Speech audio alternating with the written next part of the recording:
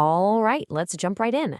We're about to unpack one of the most explosive and honestly one of the most confusing ideas in all of political philosophy. It comes from Jean-Jacques Rousseau, and it's a massive paradox that completely changed how we think about freedom and society itself. And there it is. That's the opening line to his masterpiece, The Social Contract. It just hits you like a thunderclap, right? He kicks things off with this incredible contradiction. If we're all born free, if that's our natural state, then how on earth did we all end up tangled in the chains of society's rules and expectations? And that right there is the million-dollar question he tries to answer. This isn't just some dusty old historical puzzle for him. He makes it personal. How can the very thing we build to protect us, to lift us up, also be the source of our deepest problems? That's the mystery we're going to dive into. Now, to solve a problem, you first have to diagnose it. And Rousseau believed that to understand the chains, you have to first understand the freedom we lost. And his diagnosis? It was completely radical for his time. He argued that civilization itself, with all of its supposed progress, was actually the disease. Okay, this is a really key point, because a lot of people get this part wrong. Rousseau wasn't saying there was some actual time, a historical Eden where we all lived in the woods. His state of nature is a thought experiment. It's a what-if game. What if we could strip away all the layers of society, the laws, the culture, the language, everything? What's left? Who are we, really, at our absolute core? And this is the picture he paints. He says that this natural man is a pretty simple being.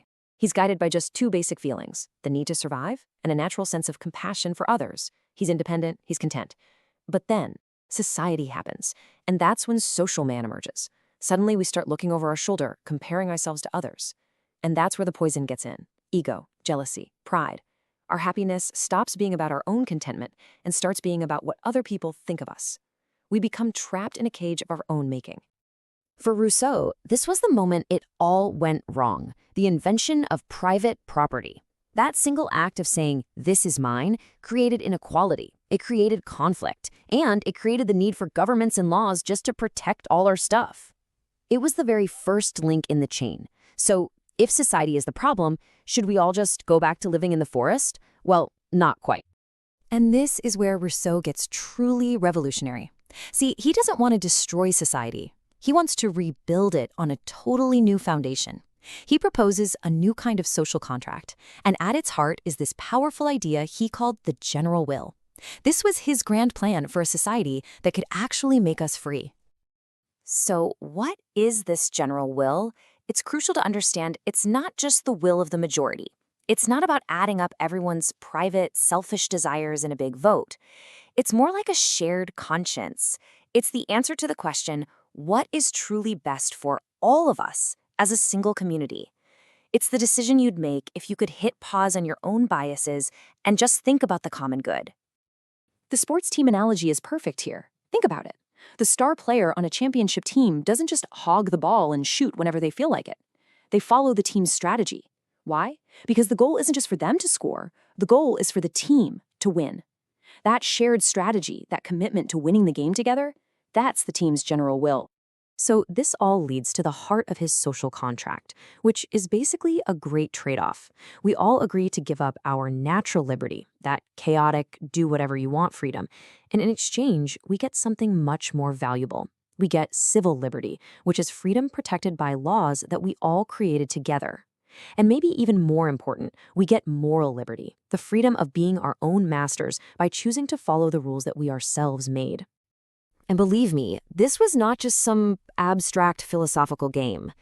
At a time when kings claimed to rule by the will of God, Rousseau's idea that true power comes from the people, well, that was pure political dynamite, and its impact was absolutely massive. You can draw a direct line from this book to the French Revolution. The leaders, people like Robespierre, they were obsessed with this idea of the general will. They believed they were carrying it out. And ever since, Rousseau's ideas have been at the very center of all our big debates about what makes a government legitimate and what real freedom even means.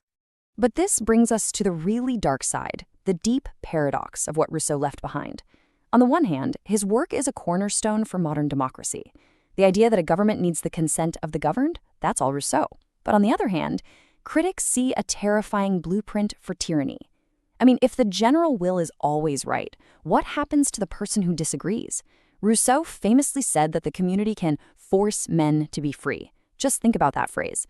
It's been used to justify crushing individual rights, all in the name of the common good.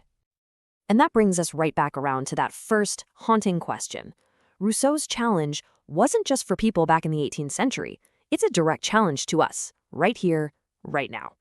So you have to ask yourself, in our modern world, do our societies really reflect a general will for the common good? Or are we still stuck in that same old trap of competition and status that Rousseau warned us about?